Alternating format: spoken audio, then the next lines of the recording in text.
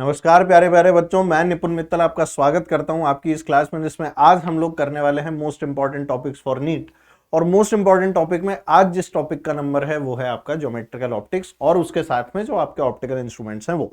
तो आइए देखते हैं इस पोर्शन से हमसे क्या क्या पूछा जाता है और किस तरह से पूछा जाता है, क्योंकि ये बहुत बड़ा टॉपिक हो जाता है। असल में बहुत बड़े टॉपिक के अंदर अब मैं क्या क्या छांट के पढ़ूं, ये मेरे लिए बहुत बड़ी एक विडंबना हो जाती है। तो देखो, आजकल इन्होंने प्लेन मिरर, सबसे पहला पार्ट अगर इस चैप्टर का आता है तो हम लोग किसकी बात करते हैं बेटा? प्लेन मिरर के बारे में बात करते हैं। तो when we talk about plane mirror, तो होता क्या है ना, अब इससे इस तरह के सवाल पूछने तो इन्होंने बंद कर दिए कि भैया नंबर ऑफ इमेजेस बताओ, कितनी बन रही है, क्या बन रही है, ये सब सवाल तो पूछने बंद हो गए। और अगर पूछ भी ले तो वो कोई बड़ी बात नहीं है, तुम लोग उसकी बहुत सारी प्रैक्टिस कर लेते हो। तो प्लेन मिरर से आप लोग जो पोर्शन पढ़ के जाएंगे वो पोर्शन होगा आपका मिनिमम हाइट ऑफ मिरर, जिससे कि आप लोगों को पूरी इमेज नजर आए। जिसमें हम लोग रे डायग्राम्स बनाते थे ना कि भैया मेरे सामने कोई और खड़ा है, मैं उसको कांच के अंदर देखना चाहता हूं, वो वाले सारे क्वेश्चंस जो हैं ये आप लोग अच्छे से करके जाना प्लेन मिरर वाले पोर्शन से। इतना सा बोलना चाहूंगा। साथ में वेलोसिटी वाले जो सवाल है वो एक बार अच्छे से देख लेना।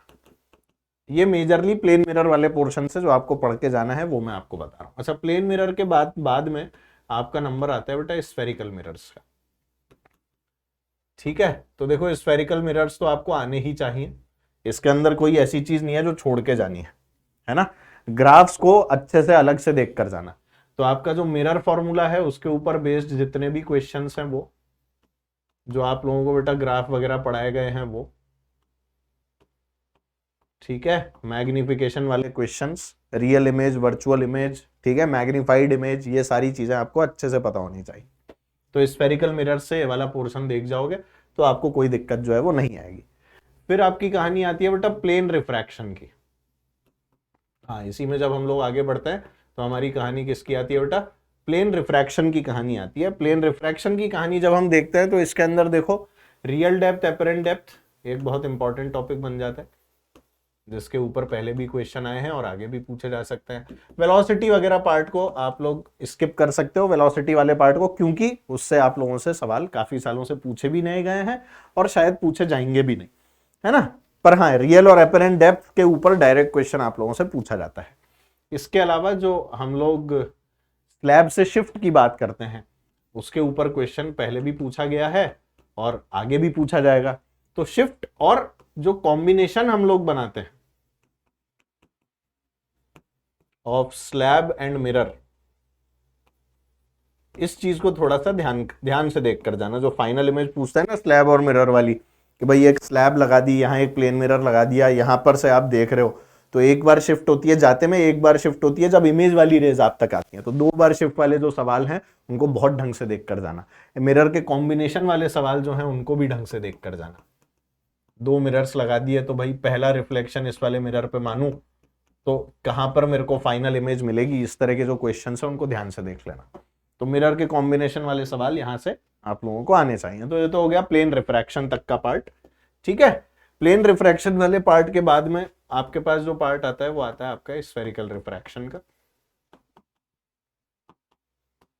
स्फेरिकल रिफ्रैक्शन वाले पार्ट की अगर मैं आपसे बात करूं तो इस वाले पोर्शन से जो हमारा सिंपल फॉर्मूला है स्फेरिकल रिफ्रैक्शन का, ठीक है, वो आपको देखकर जाना है। वही बेटा म्यू टू बाई वी, मैं लिखूं यहां पे, लो, mu two by v minus mu one by u is equal to mu two minus mu one by are.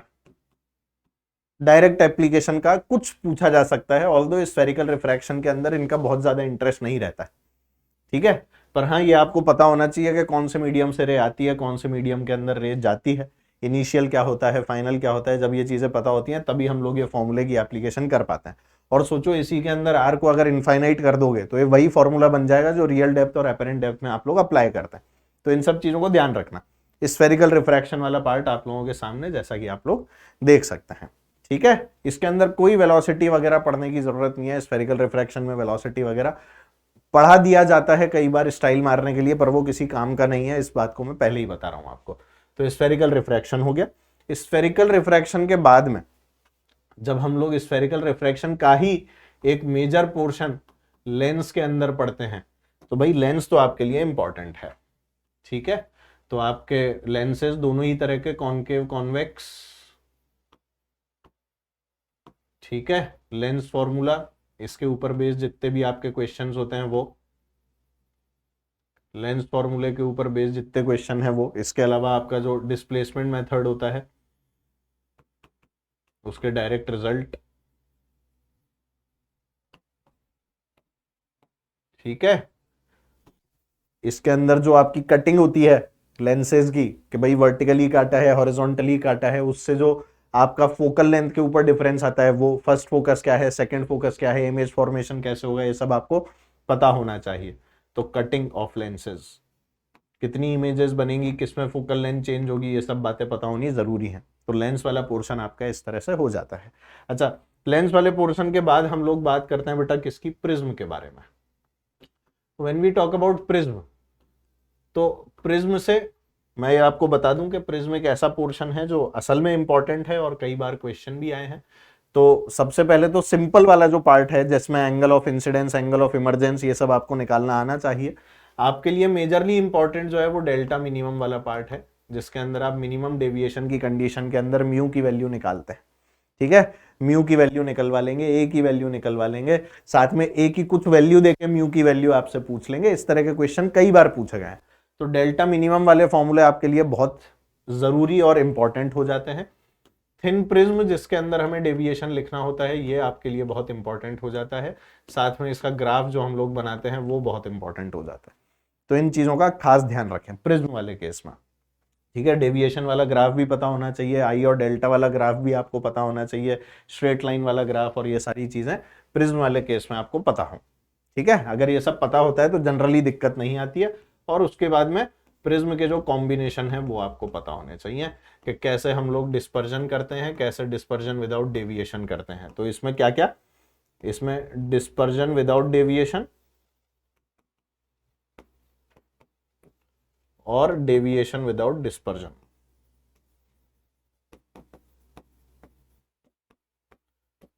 कई बार इनके ऊपर क्वेश्चन आपसे पूछे गए हैं और आगे भी पूछने की हाई पॉसिबिलिटीज हैं। तो प्रिज्म का बहुत ध्यान रखना, ठीक है भाई। प्रिज्म के बाद में जो बारी आपकी आती है वो आती है उन वाले फिनोमिनन्स की जो बेस्ड हैं आपके रिफ्रैक्शन या रिफ्लेक्शन के ऊपर, जिसके अंदर सबसे पहली कहानी जो है, तो डिफरेंट फिनोमिनन्स की अगर मैं यहां बात करूं, आप समझ तो गए होंगे। तो इन फिनोमिनन्स के अंदर अगर मैं बात करता हूं तो सबसे पहले आपके पास में आ जाता है भाई TIR, है ना।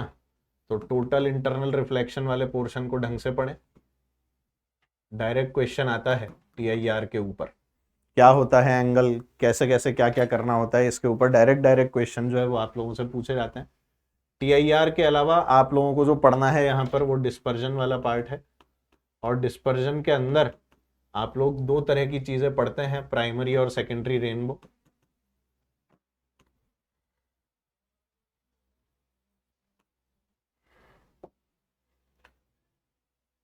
ठीक है, तो इसको थोड़ा सा ढंग से देख लेना। एब्रेशन वगैरह जो होता है, क्रोमेटिक एब्रेशन वगैरह लेंसेज में, वो पार्ट भी एक बार देख जाना क्या फॉर्मूला होता है और होता क्या है एब्रेशन, बस ये देख।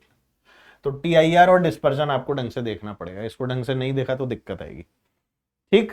TIR और डिस्पर्जन, है ना। इसके अंदर अपन ये प्राइमरी सेकेंडरी रेनबो वाला पार्ट देख लेंगे और ये सब चीजें कर लेंगे, हमें दिक्कत आनी बंद हो जाती है, ठीक है। ये मेजरली वो वाले मतलब फिनोमिनन है जो आपको देखना है। बाकी वो reddish colour, bluish colour, sparkling of diamond, ये सब चीजें आप लोग पढ़ लो।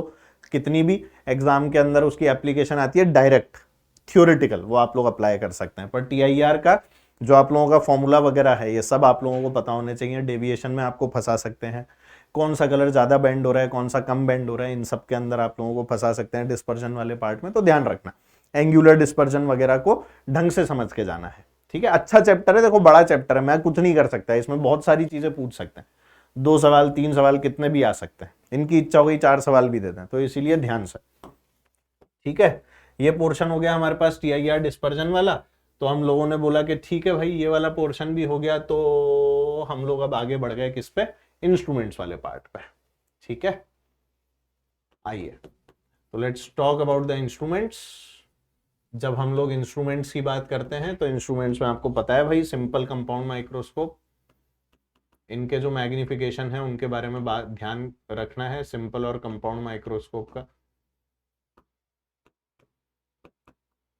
ठीक है, तो इसमें क्वेश्चन कैसे आते हैं, मैग्निफिकेशन के, ट्यूब लेंथ के, ठीक है, मैग्निफिकेशन क्या है, ट्यूब लेंथ कैसे है, इन सब के ऊपर आपके क्वेश्चन जो है वो आप लोगों से पूछ लिए जाते हैं, ठीक है ना।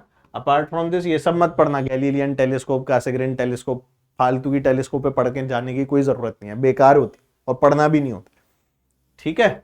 और इंस्ट्रूमेंट के अंदर बेटा आई की जो वर्किंग वगैरह है ये आप लोग ढंग से पढ़ के जाइए, कैसे near point far point define होता है, आई के जो डिफेक्ट्स हैं, मायोपिक आई, हाइपरमेट्रोपिक आई, इजी इजी है ना, प्रेस बायोपिया, एस्टिग्मेटिज्म, ये सारी बीमारियों के बारे में पढ़ के जाओ, तो मुझे नहीं लगता कि आप लोगों के पास इस चैप्टर में छोड़ने को भी कुछ बचता है।